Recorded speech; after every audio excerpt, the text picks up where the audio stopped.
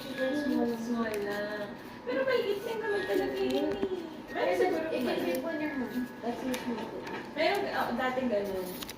Tapos tatayo mo yung eh kasi dati, batang mayayaman lang ni Kanin. Kasi nga parang sa ibang bansa yun.